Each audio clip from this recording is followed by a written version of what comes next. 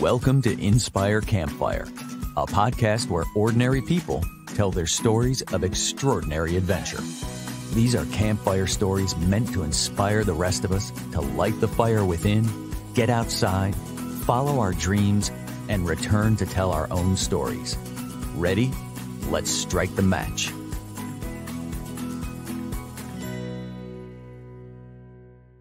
Welcome to the show. I am your host, Scott Wurzbacher, and I am super excited about today's episode for a number of reasons. First, we are going to complete the Triple Crown of hiking, which refers to the three major U.S. long-distance trails.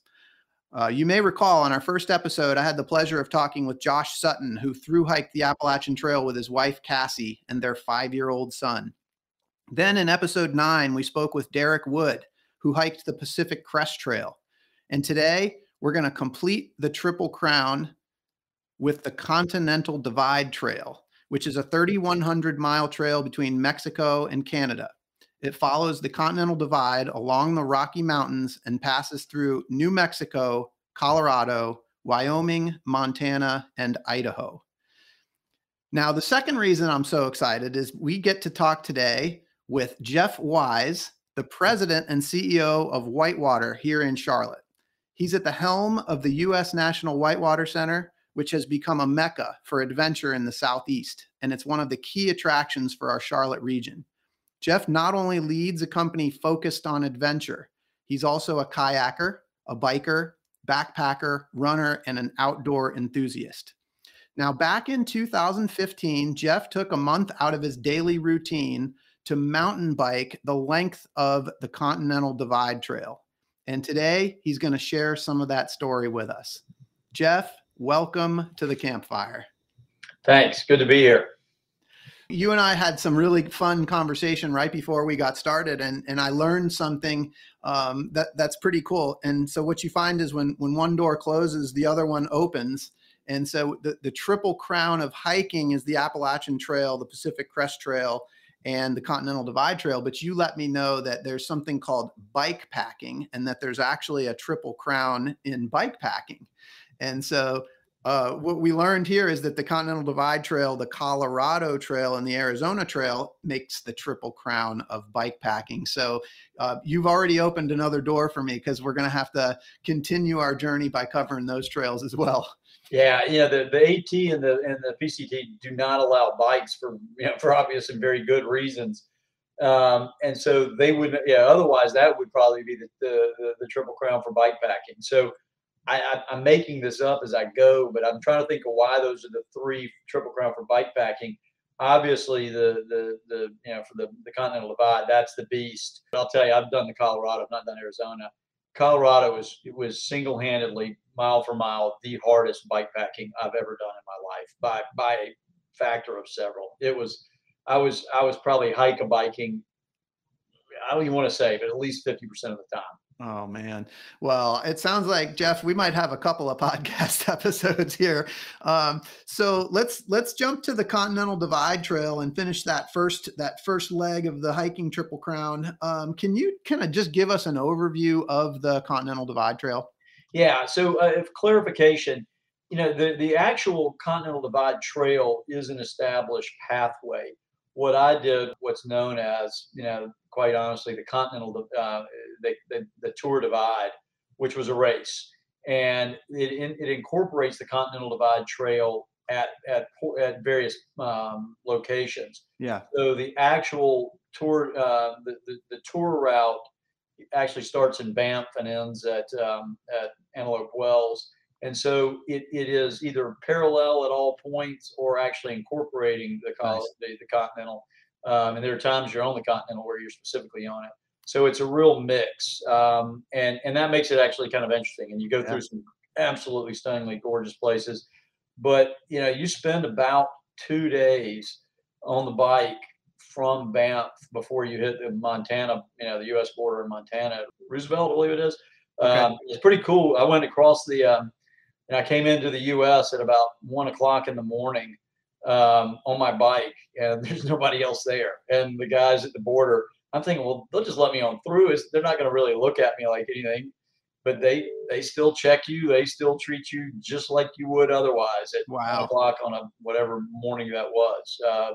So it was a pretty cool, weird, ethereal experience going through that. Yeah, that's wild. You're essentially going through customs during a mountain bike race. It is, and there were a couple other riders around me, but because we were still early, we were the second day in, so people were still a little more compressed. Wow. So okay, so Montana. You start in Montana, and start in Banff. So you're about 200 and what was that? You're just a little over 200 miles in Canada before you hit the U.S. border. So you hit that about, I think the first day I got to. Boy, it was nasty. It was raining. Everybody was shearing derailleurs in the mud. It was a nightmare. And I got to about mile 145 that first night, absolutely caked in mud, but no derailleurs lost or anything like that. I busted 2 spokes about 2 hours out of Banff, and wasn't able to get those fixed until we hit town in Whitefish, Montana. Which, if you've never been to Whitefish and you're into the outdoors, go to Whitefish. I was only there for a few hours getting my wheels fixed, but it's a beautiful place. Yeah, I have actually been there. That is a cool little town. That's a place to be.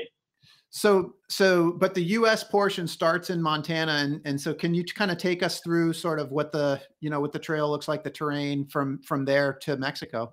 Yeah, I mean, that's a great question, and I'll be honest, I think it's one of the best parts of any story related to this. I mean, going through Montana blows your mind because you start out and you're just thinking, this is maybe some of the prettiest stuff I've ever seen.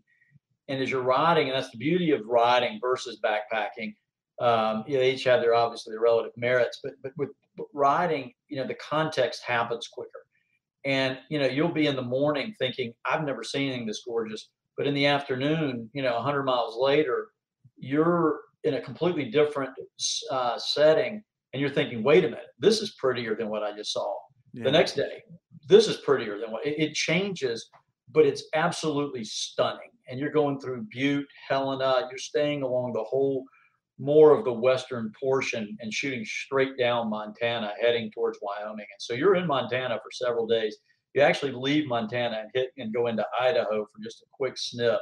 Okay. Before you click over into Wyoming, and you go into Yellowstone and ride right down the highway there going into Jackson. So you go from one place to another thinking it can't get any better.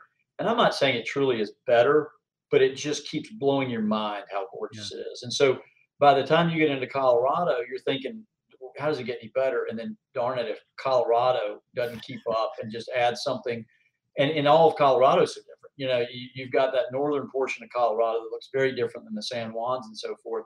And then by the time you get into to New Mexico, it just keeps giving, and it blows your mind. The only problem is you're in a race, you don't really slow down to appreciate. Right. It's go, go, go, but you're on the bike, so you're constantly absorbing it and picking it up, and you're basically in a race where you're doing a site tour. I mean, it's you're seeing your country, and this is not some jingoistic patriotic thing. But it gave me a context for the country that nothing else ever could, because you saw it all in 20 days and you understood the linkage of all of it. And that's irreplaceable. I'll never forget that. Yeah. I mean, the terrain I mean, especially out West, it's just so awe inspiring. In fact, the word awe is something that we talk about a lot on this podcast. And I was just kind of thinking, I know you were in a race, and so I'm sure you were incredibly focused about just kind of getting from one point to the next, but how did you blend that sort of, making sure that you have the time to take in what you're experiencing and having sort of those awe moments blended with the focus of, being in a race? Yeah, I mean, it's a great question. I mean, it was interesting. A really weird thing happened as soon as I finished. Every morning I woke up for several weeks, there was almost an anxiety that, I got to go. You got to move. You just had to keep pushing. And that was going on for those 20 days. So you never absorbed anything more than for a quick moment. I mean, I remember sitting there, I ate a lot of Don Miguel frozen burritos. Those were pound for pound, you cannot get more fat and calories.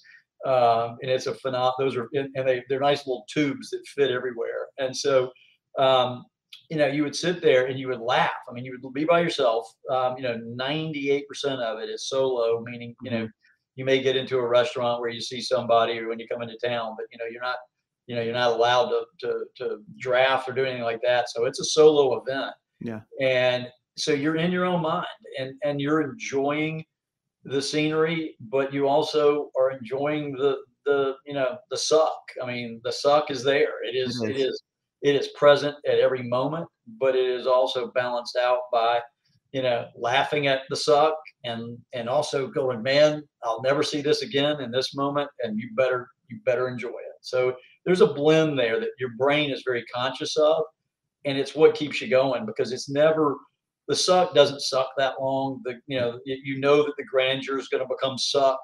There's pain, there's mechanicals, there's always something to keep you moving. Yeah. So, I think that's come up on this podcast before with some other folks that have done some things like mountain climbing and, the suffering. It's real. You call it the suck. It is. Why do we put ourselves through those? Why do we seek out the suck? I'm probably the worst person to ask because I'm going to sound like a jerk with this statement. I think it's because we have engineered all the suck out of our life on a daily basis. These phones, these computers, I mean, everything about our lives is to, make our lives, less sucky. There's a whole nother conversation that goes on that says they created a different suck for us, but that's a different conversation.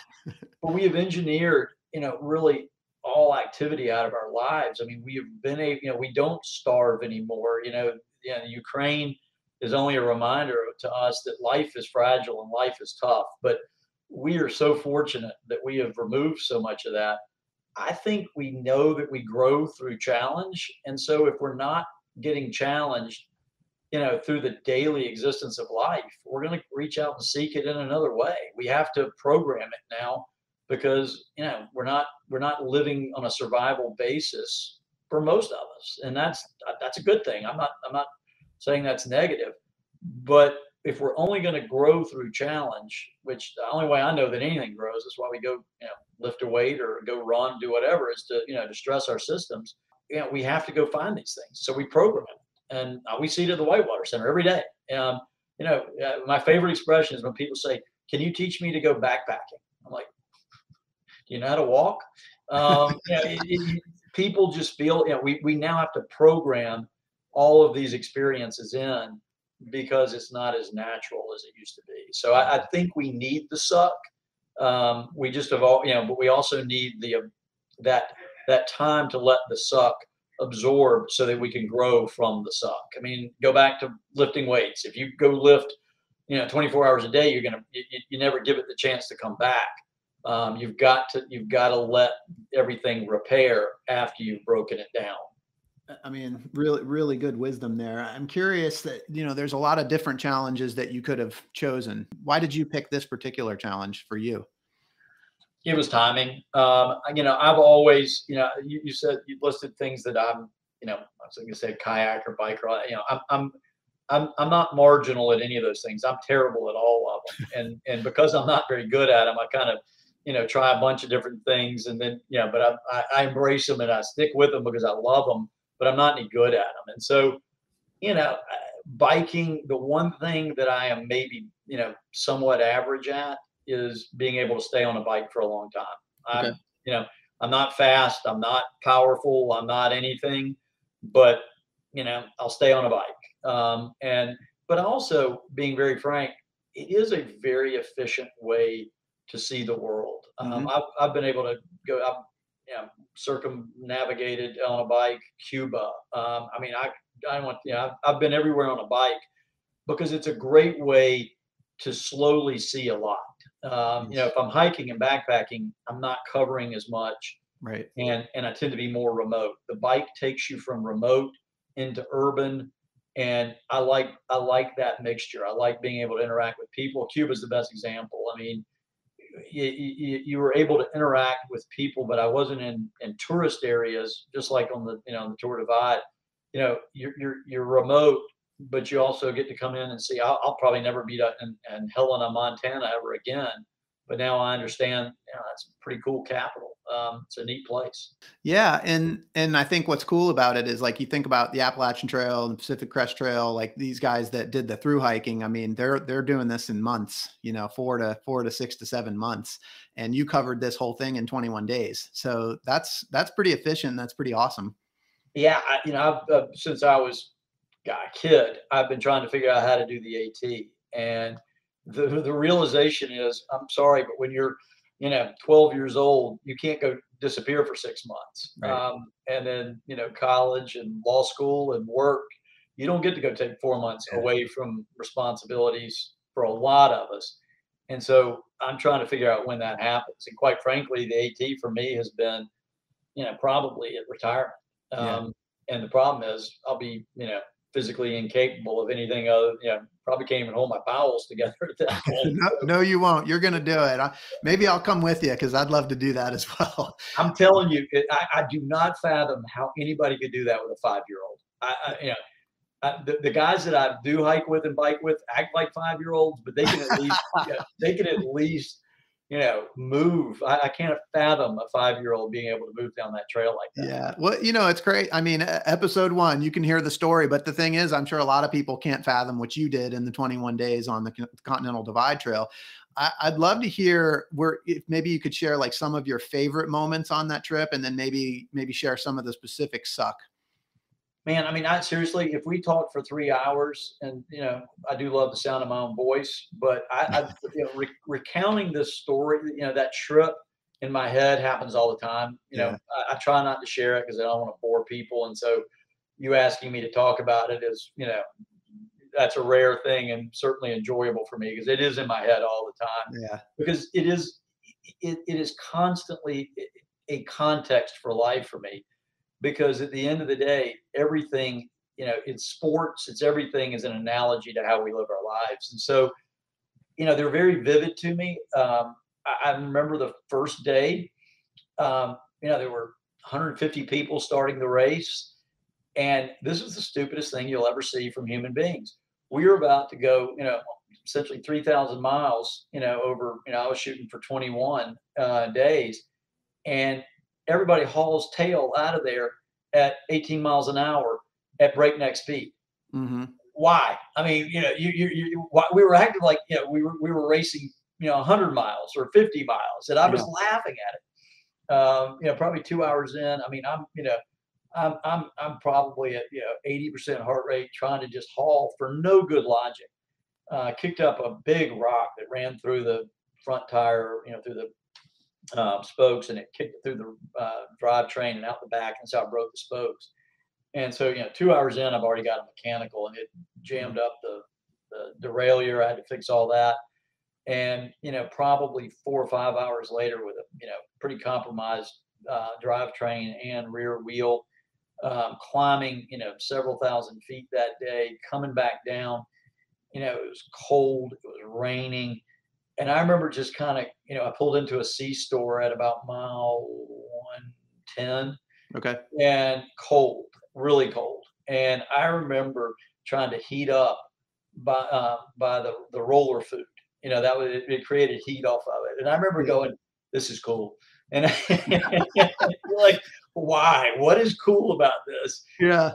And I just was laughing. And I was by myself heading towards a little town called Sparlina in Canada. It was a logging town. And, you would just start singing to yourself because the absurdity of what was going on was cool. And you went, there's no other way. I'm filthy dirty. I'm freezing cold. I'm starving. And I got, almost 3,000 miles more of this. And, what have I signed up for? I had no idea, but you got a pretty quick understanding of it within that first day. And then you woke up, you went about it the same, the next day you start all over again and you do it again. And the whole goal was don't physically break down and don't mechanically break down. Mm-hmm. and mentally. But the real issue, quite honestly, was how much luck factors in.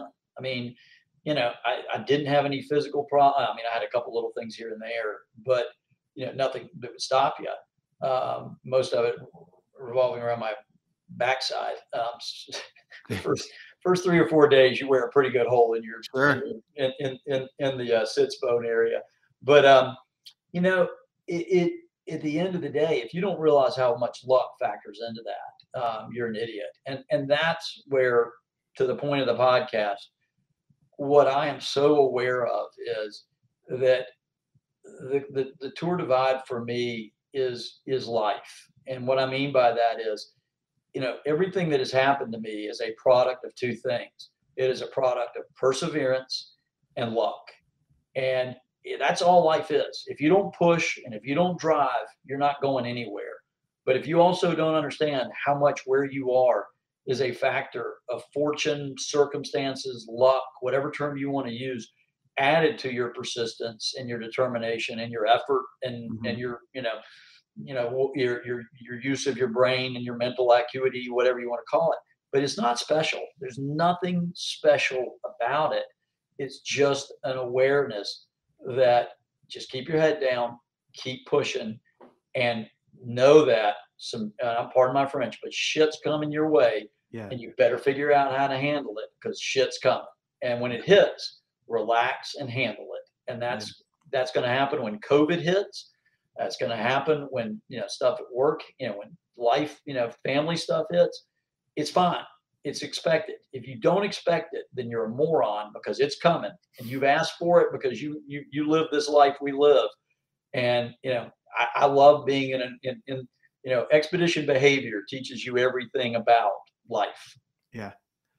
I mean, I love that you said that it's nothing special. And it's interesting because I'm listening to you earlier talk about how, I love kayaking, I love biking, I love backpacking, but I'm not very good at any of them. You're being modest, by the way, but no, ask anybody at work.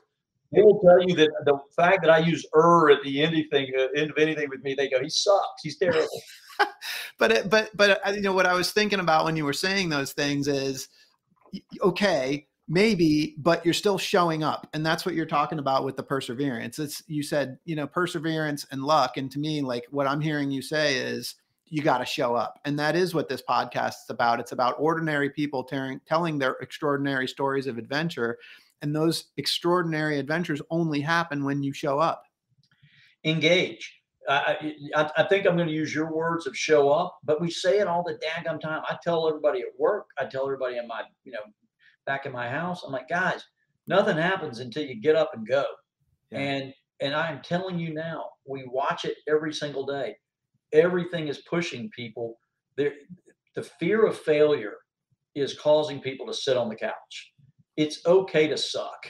You are going to suck. And we're trying to tell everybody that they're supposed to be special. And the answer is, there's 8 billion people on this planet. We're not special. We got to stop that mess.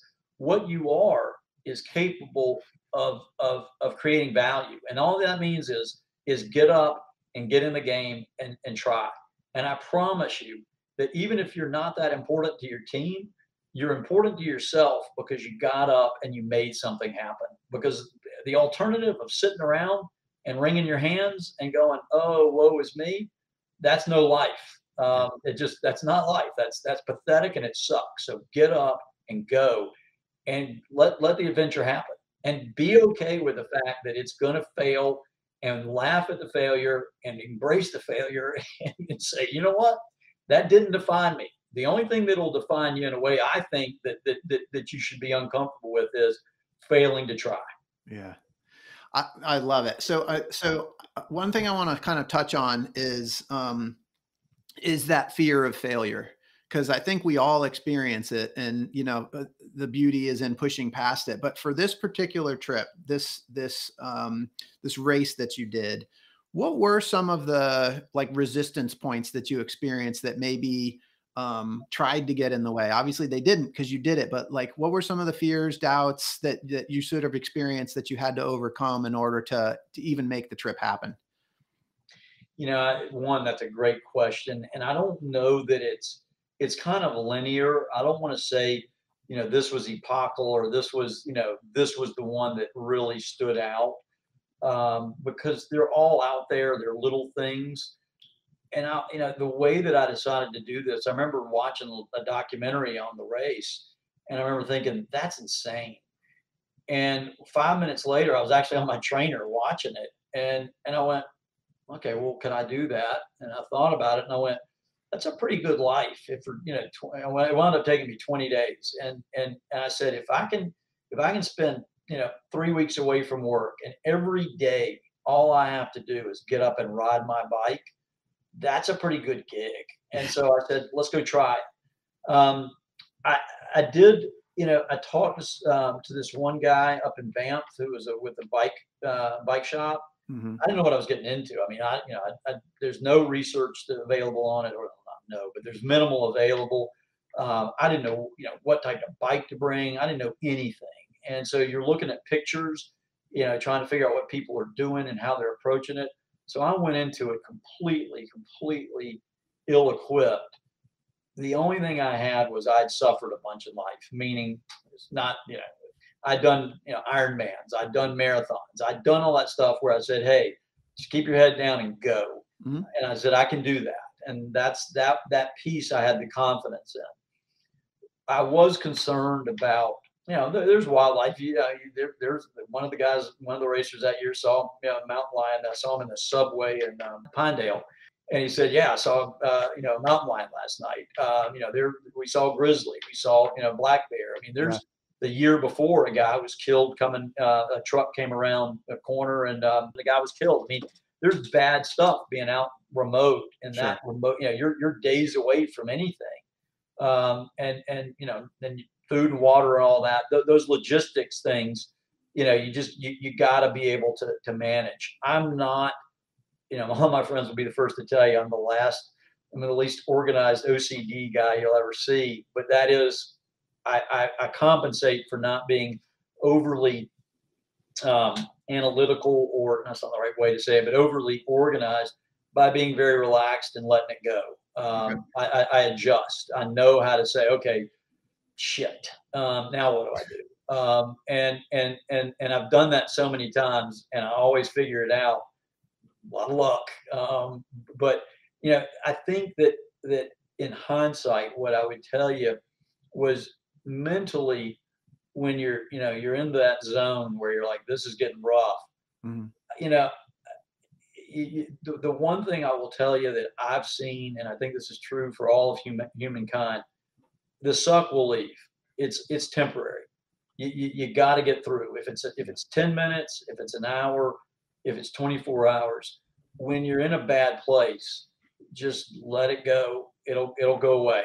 And not because you do nothing. You got to keep pushing, but you'll push through it. You always do.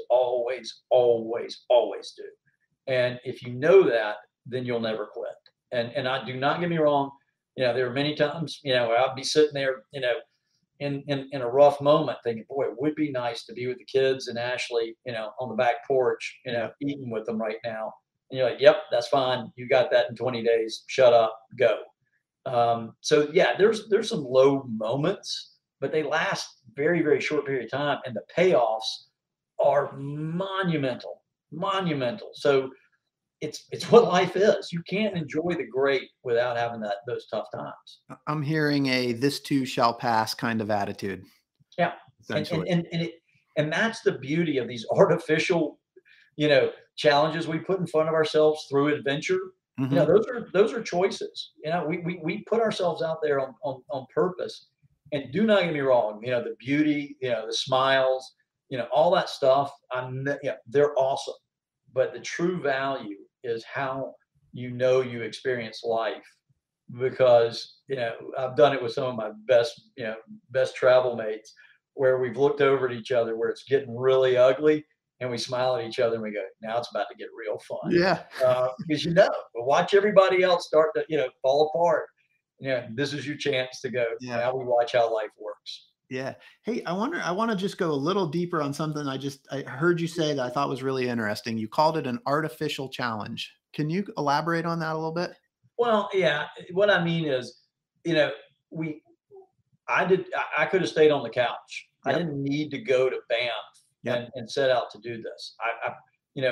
All those were real challenges, but I programmed, maybe is a better way to do it. I didn't, it's not, that survival I did it to myself. Yeah. It was maybe I should say it was voluntary. Yeah. And so they're not the challenges that, and I'm going to sound really rough with this, but I'm so sick of everybody looking and saying, COVID is causing all this stress. And I'm like, yeah, guys, because we haven't stressed ourselves enough to know that this too shall pass. Yeah. COVID, everybody's like, okay, giving context, like, yeah, guys, and there's going to be another one coming. I don't know if it's COVID, but stuff's going to keep kicking us right in the whats. And I'm shocked that people think that's not the case. And so I think, when you're 7 years old and you have to stand up at the plate and, strike out, with 2 men on in the bottom of the seventh, that's failure in your mind, but that's what toughened you and it prepared you for the next thing. And so whether that's at baseball or whether it's, on the Continental Divide, we need to experience these things, and we've got to stop sheltering ourselves and thinking that life never has challenges. Yeah. Yeah. So that it's a perfect lead in because, we talked about it a little bit before we hit record. Challenge is how you grow. So whether it's artificial or it's voluntary, we create these challenges so that we can grow. And so I'm curious for this adventure, how did Jeff change? How were you different after the race than you were before you started? I was 14 pounds lighter. I don't want to disappoint you with this statement, but everything is a continuum. Mm-hmm. I don't think that I came back in any way profoundly changed, but it massively reinforced my awareness and my understanding that the more we push and achieve the things that we want to achieve, the more there is satisfaction in life. And it's not because I did, whatever, 2,750 something miles, whatever. That's not, that's cool. I love it. That's, that your mind wraps around it and you go, that's kind of cool. That's not the point. The point was that I showed up every day and I got the job done and I committed to it. And I keep seeing evidence of that, and everything that I experience is that's all it takes. We're not, none of us are special. We just got to show up. And so it just reinforced that for me. It didn't profoundly change me. It's a reference point when I scratch my head and I go, why do we think this is so tough? I go, well, it's not as tough as, this, that, or the other. I've experienced tougher things in my life, and those passed, and so will this. So that's the change, but that's an accretive or cumulative thing more than some, sort of apocal thing, if that makes sense. Well, what do you think if the reverse had happened? If you had chosen not to do this trip, what do you think the result would have been? I would have done something else. I'm doing you would have filled it with something else. I love it. You would have. I'm not saying I'll only speak for myself on this. I fill a vacuum. And anytime there's a vacuum where I know that I'm getting soft, I go kick myself in the butt. And I, about every X, I go, yeah, I've been sitting in this chair too long. And don't get me wrong, work, the kids, the dogs, we all keep each other, challenged at times. But, I need to go out and get my butt kicked. And so I'd have done something else with it. So, I heard you say vacuum, but what I think about it as, essentially a voice inside us that calls us to adventure. And I'm curious, does that voice call to you? Yeah. And I'm trying to argue, I'm such a contrarian. I want to argue with you. I don't think I can. Let's do it. No, I think that's exactly what it is. There is some, some sequencing that happens. When I got back from the Continental Divide, I was ready to relax for a little bit, but I was back on that bike as quickly as I could because I want to keep going. I want more. And I try to be aware. Is it like some kind of addiction? No, it's really not. I'm not, it's not adrenaline because that's not it. I'm a wimp, man. When something really scary is happening, I'm seeking shelter, baby. I'm like I said, I can do one thing and one thing only, and that's just, exist and survive. And so I do think that there is something in you that says it's time to get up and go again. And I'll say this, it is a continuum. I love going to work every day, among other things, because I'm challenged here every day. The people here push me. We push ourselves, and it's the product, it's the idea, it's the whole point of why Whitewater exists, and that is to promote that engaged lifestyle. We don't care what the format is. I don't care whether you're, you know, kayaking or biking or climbing or listening to some great music. Just get up and engage with yourself, engage with other people, but please, please, please push yourself to get out. And that's all. We're just trying to facilitate that. So, and I love that you kind of pivoted to whitewater, because I did want to just take a few minutes to talk about that. You've got a pretty extensive career. You've been in law, you've been in the healthcare business, you've got an extensive like entrepreneurial history. And then there's a moment in your life when, the Whitewater Center became something that was an opportunity for you. And I'm curious, I mean, that's a business that's centered around adventure. And so I'm curious how that call to adventure played into that transition for you into what is now the US National Whitewater Center here in Charlotte. Yeah, I mean, it's interesting. I'm not sure I've thought about it. This is better than psychotherapy, dude. I love it. You're asking me questions that, I'm always in my own head. I'm not smart enough to think these things through. I think you're hitting on what I'm really realizing, and that is, the subject matter is not important. It is more about the why behind this. And so, as with my kids, I'm doing it now, and I'm trying to understand how they see things and why they do what they do, and trying to relate to it. And what I think I know is that, whether my parents did it to me, whether, the society, whatever it was, we were curious. We wanted to engage. We were out and about, and we were exploring. And don't get me wrong, I grew up in Charlotte. I mean, come on, we had some woods behind our house in Eastover. I'm not sitting here saying I lived in, the woods of, of Appalachia or anything, but we spent our time there and we did all that. But it was because we were always, we were intellectually curious, we were physically curious, we were always engaging, and we were pushing because we wanted more. And we knew that the stimulus came from within.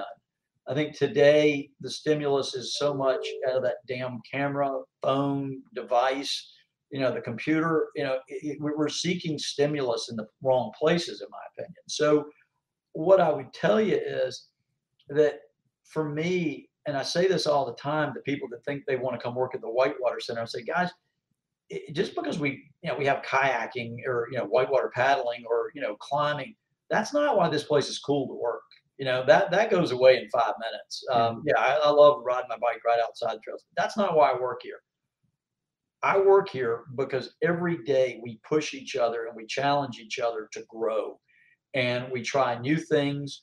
We try to get out of our comfort zone, whether that's on a bike, whether that's on a new business model, whether that's on taking on a new line of business, whether that's trying to constantly push ourselves out of our comfort zone. The subject matter does not matter, whether it's kayaking or whether it's the legal profession or whether it's, I don't want to tell you how many goofy spreadsheets I've got here we're looking at acquiring this little company. That's fun for me. It's exciting. There's risk, there's reward, it could blow up on us, all that stuff, but it keeps you alive. And so it's not the biking. It's not, that's just one form of stimuli. It's anything that keeps you moving and growing and being engaged. And so I think that, my drug of choice, happens to have, more outdoor to it. But and this is going to sound so hokey, but adventure does not just come from, the woods. The adventure comes from the unknown and getting yourself out of that comfort zone. And, my adventure today will be, deciding whether we're going to buy this company or not. We got to make our decision today and make an offer. That's adventurous. We're going into some uncharted territory. And man, I love the people I get to do it with. I love, the fact that if we do fail, we'll learn from it. And as long as we survive that, that failure, we're fine. And I'm learning you survive things that you never thought you would. And you do that by putting yourself in a vulnerable position. It's beautiful. And I just want to tell you, I know you hear this all the time, but Whitewater Center is just such a special place that y'all have created. And it's, I've got listeners many that are from Charlotte, but we also have listeners all around the world. And, it's a destination that people come to Charlotte for. And it's such an amazing place. And, to have been here, when it opened and to see what it's become today, it's really pretty amazing. And I'd just love to just see if there's anything that you want to share with our listeners about anything that's going on at the Whitewater Center now. Now, thanks. I'll say this, two things. One, when people do say to us, man, the Whitewater Center has been really successful, I'm like, well, thank you. And I appreciate that's the perspective that people have. What I always do is, it's that self-awareness we talk about. I'm like, guys, it's not genius. And don't get me wrong. The team here that has been here, for a long time, and the folks that have been in and out of here, have worked remarkably hard. It's not to diminish that, but it's back to why your whole podcast exists. We are genetically coded to get outside. Mm. This is not a complicated business model. Mm. The only thing we have to do is make it more accessible. That's all Whitewater does. And so what you'll see going forward is we've got 2 new outposts that are going to go live here in about a week. We've got a new outpost down in Pisgah. You'll hear all about when you see the announcement through in the next week. We've also got an outpost down in the Francis Marion National Forest down near Charleston. We also are probably several months later, but we've got a new outpost also up near, we call it Grayson. It's Grayson County in Southwest Virginia. We cheat. We said, all right, instead of, bringing the water to the horse, which was sort of the Charlotte model, we're going to go now and say, we know where these phenomenal outdoor assets. Grayson County, Virginia is one of the best examples. You've got the AT going through there. You've got the Virginia Creeper. If you've never been to Grayson Highlands State Park, you have missed some of the best, on the whole planet, man. It is knock you dead gorgeous. And so we've got a 122-acre tract that we have there with some cabins that are from 1860 that will blow your mind.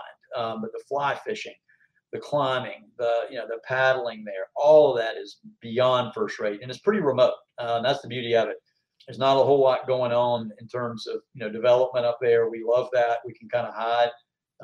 And so those are 3 neat new things. So that what we're trying to do is create more points of engagement, create more opportunities for people to make it a little easier for them to play. Oh, that's amazing. I love it. Grayson Highlands is a place I was planning to go actually just a couple of short weeks ago. So I'm excited to hear you guys have some things going on out there because I didn't actually make it. So now I have even more reason to go. That's if you want to cheat, if you want to get anybody, it's like giving them, heroin, crack, whatever this drug is we're all on.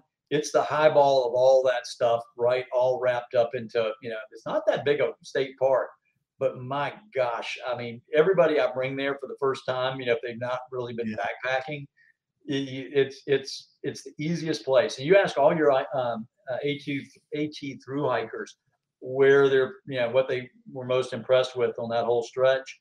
I usually hear the Whites, and then I also hear Grayson Highlands. Yeah, well, it's on my list for sure. I can't wait to get there. Jeff, for folks that are, maybe experiencing that call to adventure, but giving into the doubt and the resistance, what advice do you have for people that are, maybe struggling to answer that call? I mean, I'm such an analytical person on this kind of stuff. My first answer probably is, asking them what's causing their hesitancy. Mm-hmm. And, it's the discomfort. It's the not knowing. I was kind of mean to my wife this morning. I was recommending that she and my son go fishing tomorrow and the next 2 days. And, she gave me the reason she couldn't. And I said, you got to push through that. That's an excuse. And she said, but it's a legitimate excuse. And I said, well, what do you want to do? What's your real goal here? And what I was trying to convey to her was it wasn't about the choice between fishing and, taking care of a responsibility back here. It was a choice between, do you want to go and have that growth moment, or do you want to go take care of a very important responsibility? Sure. But if you always let those very important responsibilities get in the way, then you're not going to be able to handle those very important responsibilities the way you want to. There's a balance. Do not, get me wrong. I will tell you, a pet peeve in life I have is this expression of work-life balance. It's the stupidest darn concept anybody has ever said, and I wish to heck everybody would say stop. Life is a balance. Work is simply an element of life. Yeah. So if you don't have, your family in there, if you don't have your play, if you don't have your whatever you want to call it, your education, your research, your silly time, all that's what you're balancing. But that's not measured against life. That's just life. And so I think what I'm trying to say to you is, anybody that's telling you that they're hesitant, they're not. They need to add to the balance. Yep. Go do these things that are going to get you uncomfortable. And I promise you, he's one of my best friends, and I'll call him out in case he ever hears this. My buddy Boswell, we call him Boz. He always, gets in the gnar and he starts looking at me. He's going, "This is sucking." And then that night, we're sitting around the fire. He looks at me and goes, "God, this is freaking awesome." And I'm like, "You always do this." Yeah. I love it. Oh, I love it. Okay. So just to kind of wrap up here, 2 questions I ask everybody that comes on the podcast, because Jeff, they're going to make a movie about you and your life and all of your adventures. And I want to know who the Hollywood actor is going to be that's going to play you in your movie. If they make a movie about my life, we truly have gotten to where there's no content left to create. I want to focus on aesthetic appeal because, it would enhance, one of my other greatest weaknesses. But I'm going to go with, and this guy's not a good looking man except in a certain way, and that's Danny McBride. Danny McBride. Okay. Do you know who Danny is? I'm having a hard time placing him. What is he in? I'm currently watching the Mighty Gemstones. Okay. Yeah. The name's familiar. He's from North Carolina, but Cool. Here's why I'd pick him. I love the fact that he's an idiot and he has such little self-awareness, but he always comes out on the right side of things. Yeah. Life always works out. He always gets in the what, but he always puts himself in it, but he always seems to come out of it okay, despite all his failings and his inadequacy. So what would the name of your movie be? Man, I wish I had more time on this one because I would really come up with something that I would like to say. I think it would be, I don't know why I'm going to say this. And I'm like, I don't know what this means. I think it's going to be called This Is It. This is it. No, nothing more, nothing less. Yeah. This is it. I love that. I don't know where that came from, but this is it. I love it. This Is It, starring Danny McBride. It's going to be great. Well, Jeff, I really, really appreciate your time today. For those listening, I hope that you've been inspired today as much as I have.